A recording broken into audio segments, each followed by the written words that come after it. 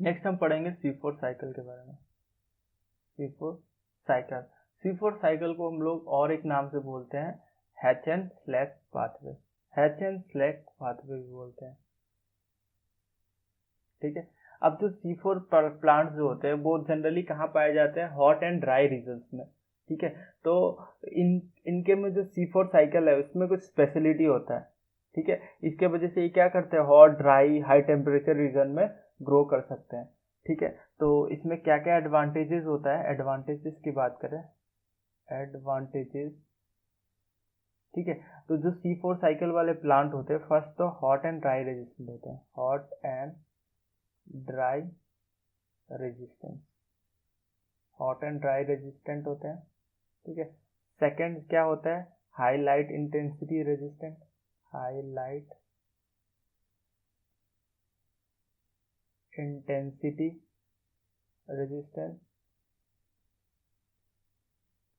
Third होता है high temperature resistant, high temperature, high temperature resistant. और क्या कर सकते हैं ये लोग? हाई सैलिनिटी रेजिस्टेंट मिलता है। फिफ्थ पॉइंट की बात करें तो C4 प्लांट जो होते हैं they can perform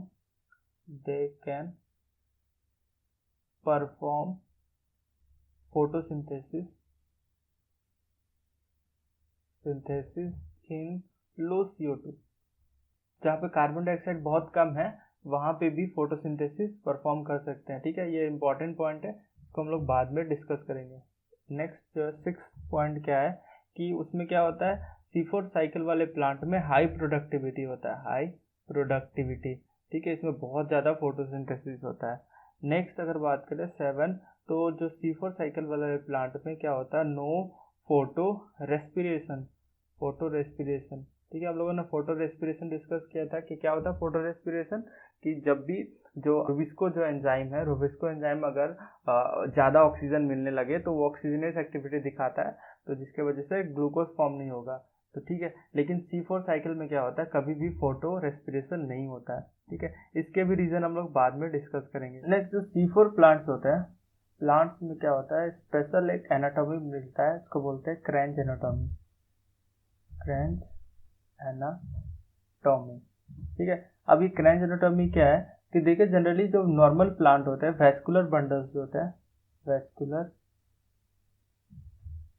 vascular bundle xylem phloem जो है, इसके अराउंड क्या प्रेजेंट है? Mesophyll cell. लेकिन जो C4 प्लांट्स होते हैं इसमें क्या होता है? इसमें एक स्पेशल स्ट्रक्चर होता है जिसको बोलते हैं bundle sheath cell, bundle sheath cell. ठीक है, उसके अराउंड अब क्या होता है? मेसोफिल सेल प्रेजेंट होता है। तो इसमें एक्स्ट्रा क्या आ गया? Bundle sheath cell. ठीक है, तो ये हमारा हो गया मेसोफिल सेल, मेसोफिल सेल, और ये हमारा हो गया बंडल सीड सेल। ठीक है, अब ये जो बंडल सीड सेल होते हैं ये थिक वॉल्ड होते हैं। कैसे होते हैं? Thick walled. ठीक है, थिक वॉल्ड होते हैं, और कैसा होता है? Impermeable to gases. ठीक है, इसमें कोई भी गैसेस एक्सचेंज नहीं होता है। ठीक है, ये हमारा बंडल सीड सेल, ये कैसा है? Thick walled and impermeable to gases exchange, impermeable to gaseous exchange. ठीक है, ये हो गया हमारा बंडल सीड सेल के बारे में। तो मेसोफिल सेल और बंडल सीड सेल दोनों में क्या प्रेजेंट होता है? क्लोरोप्लास्ट।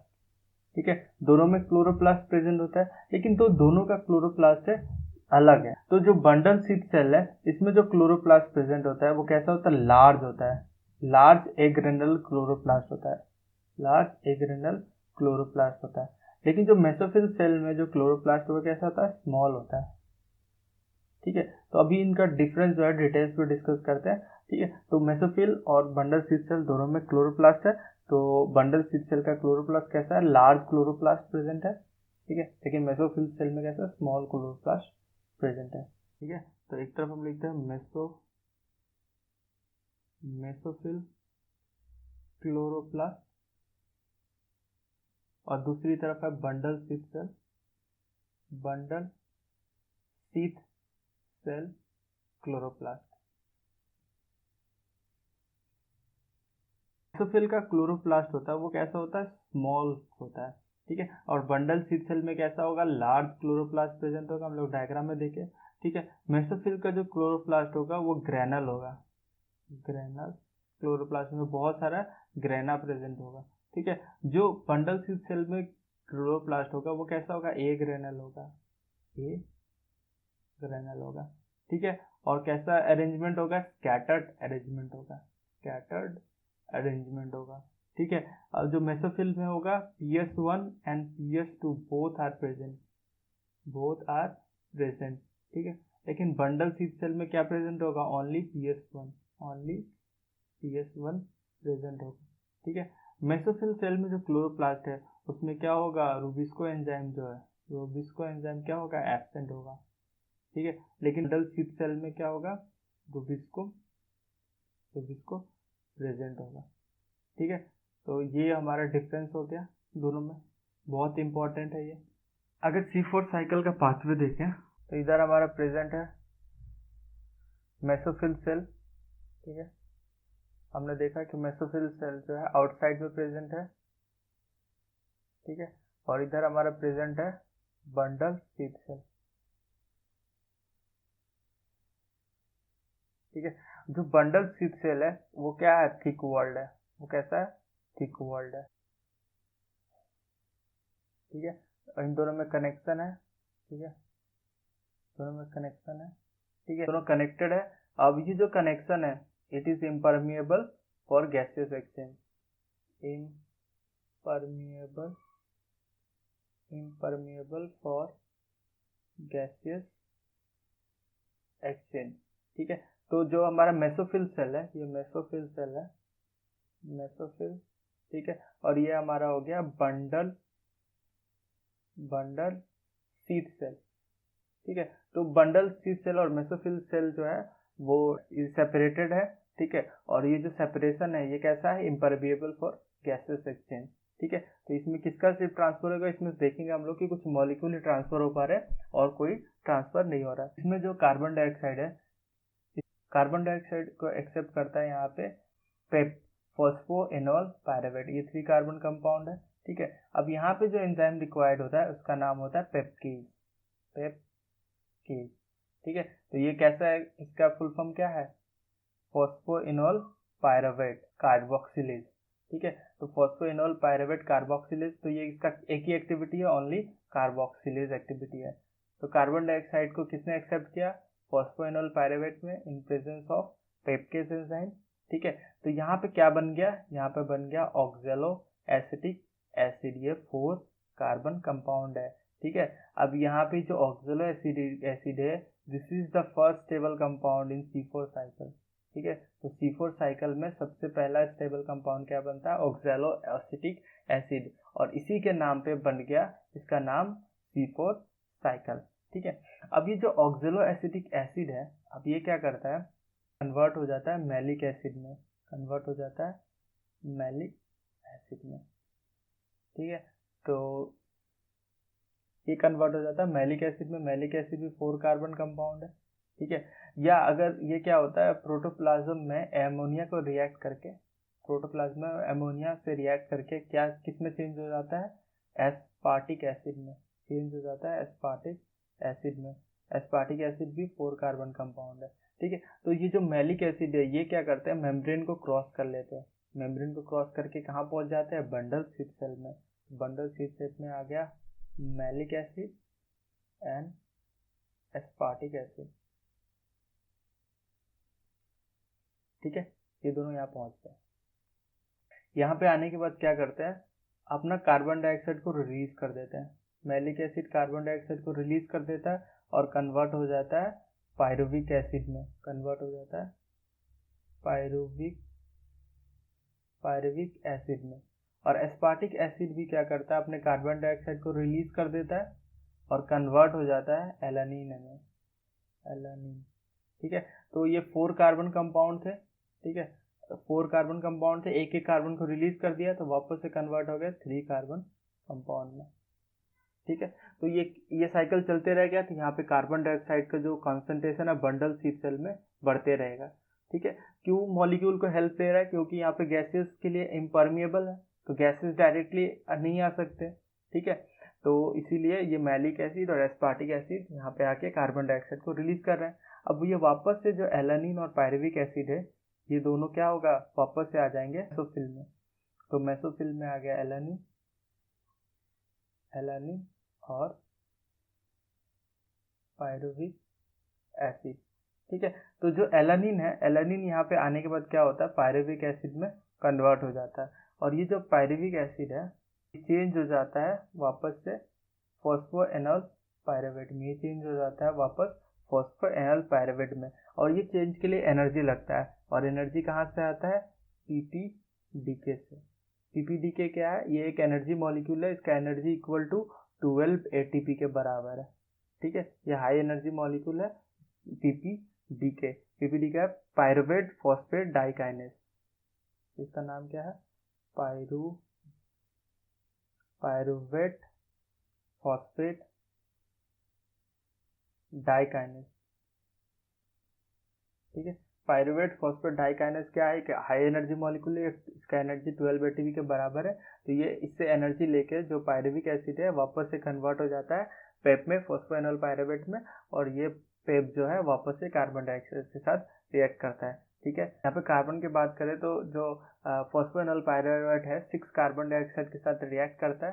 ठीक है, 6 कार्बन डाइऑक्साइड के रिएक्ट करने के बाद 6 ऑक्सैलो एसिटिक बनाता है। ठीक है, ऑक्सैलो एसिटिक जो है ये क्या करेंगे, यहाँ पे 6 molecule of malic acid and 6 molecule of aspartic acid बनेगा। ये जाके 6 मॉलिक्यूल ऑफ जो मैलिक एसिड और एस्पार्टिक एसिड यहाँ पे कार्बन डाइऑक्साइड रिलीज करके आएंगे। वापस से 6 मॉलिक्यूल ऑफ एलानिन और 6 molecule of pyruvate. Malic acid में देखिए तो मैलिक एसिड में 24 कार्बन है, और यहाँ पे पायरुवेट में 6 3 18, मतलब यहाँ पे 6 कार्बन रिलीज हो गया। ठीक है, और एस्पार्टिक एसिड ने भी सिमिलरली कितना कार्बन रिलीज किया, 6 कार्बन डाइऑक्साइड रिलीज किया। तो यहाँ पे टोटल 12 कार्बन डाइऑक्साइड का गेन हो गया। ठीक है, अब ये जो कार्बन डाइऑक्साइड है, इस कार्बन डाइऑक्साइड का यहाँ क्या होगा, यहाँ पे वापस से चलेगा हमारा C3 साइकिल, यहाँ हमारा चलेगा C3 साइकिल। ठीक है, तो ये जो सारा कार्बन डाइऑक्साइड है उसको एक्सेप्ट कर लेगा RUBP, रूबिलोज बिसफॉस्फेट, और रूबिलोज बिसफॉस्फेट क्या करेगा, यहाँ पे C3 साइकिल चलेगा। C3 साइकिल चल के यहाँ पे क्या बनेगा, ग्लूकोज बन जाएगा। ठीक है, तो यहाँ पे ग्लूकोज कहाँ बन रहा है, बंडल शीट सेल में। ठीक है, और हमने डिस्कस किया था बंडल शीट सेल में क्या होता है, फोटोसिस्टम 1 प्रेजेंट होता है, यहाँ पे PS2 प्रेजेंट नहीं होता, और क्या प्रेजेंट नहीं होता, फोटोलाइसिस ऑफ वाटर नहीं होता। ठीक है, तो जो हमारा बंडल शीट सेल है इसमें क्या चलेगा, ओनली डार्क रिएक्शन चलेगा। ठीक है, और जो हमारा मेसोफिल सेल है, मेसोफिल सेल में PS1 प्रेजेंट है, PS2 भी प्रेजेंट है। ठीक है, और हमारा यहाँ पे फोटोलाइसिस ऑफ वाटर भी होता है, जिसके वजह से यहाँ पे नॉर्मल फोटोसिंथेसिस चलेगा। यहाँ पे देखें तो जो PEP क्या है, फॉस्फोएनॉल पायरुवेट। ठीक है, यहाँ पे जो एंजाइम है पेपकेस फॉस्फोएनॉल पायरुवेट कार्बोक्सिलेज। ठीक है, ये क्या एक्टिविटी दिखाएगा, ओनली कार्बोक्सिलेज एक्टिविटी दिखाएगा। ठीक है, OA क्या है, ऑक्सैलो एसिटिक एसिड।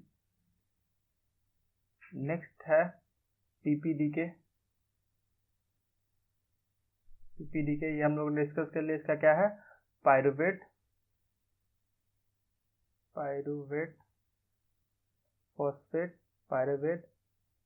फॉस्फेट डाइकाइनेज।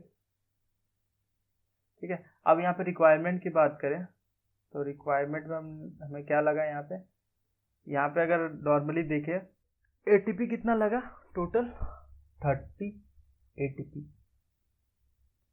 ठीक है, ये 30 ATP कैसे हो गया, हम लोग जानते हैं यहाँ पे जो C3 साइकिल चलता है, C3 साइकिल में कितना ATP लगता है, 18 ATP लगता है। ठीक है, हमने ये पहले C3 साइकिल में डिस्कस कर लिया। अब यहाँ पे एक्स्ट्रा क्या हो रहा है, यहाँ पे PPDK जो है पायरुवेट फॉस्फेट डाइकाइनेज जो है ये 12 ATP के बराबर एनर्जी देता है। तो यहाँ पे प्लस जो है 12 ATP और हो गया, इससे हो गया 30 ATP टोटल। और बाकी जो है NADPHH प्लस NADPHH प्लस जो है वो कितना रिक्वायर होता है 12, जो C सीरीज साइकिल में ही बस होगा ये। ठीक है, तो सिमिलरली अगर यहाँ पे एक कार्बन डाइऑक्साइड के लिए बात करें तो कितना होगा, 6 से डिवाइड कर देंगे तो 5 ATP प्लस 2 NADPHH। ठीक है, यह रिक्वायरमेंट होता है। अब यहाँ पे सबसे इम्पोर्टेंट क्वेश्चन जो है बहुत पूछा जाता है कि यहाँ पे C4 प्लांट में फोटो रेस्पिरेशन इज एब्सेंट। ठीक है, फोटो रेस्पिरेशन एब्सेंट क्यों है C4 प्लांट में?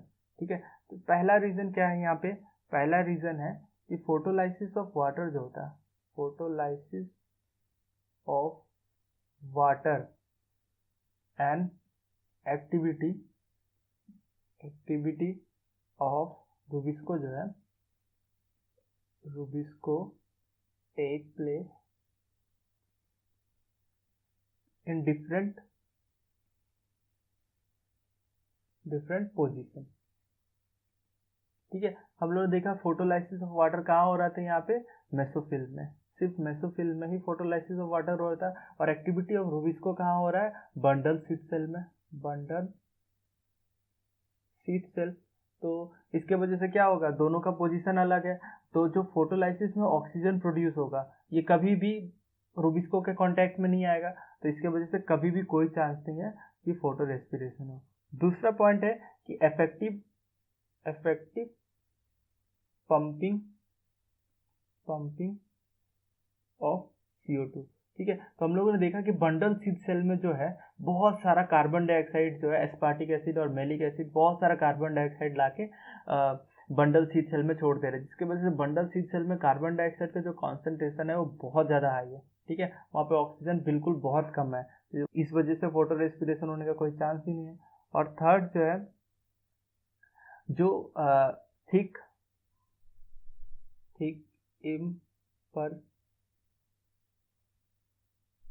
impermeable wall of bundle seed cell for gaseous exchange।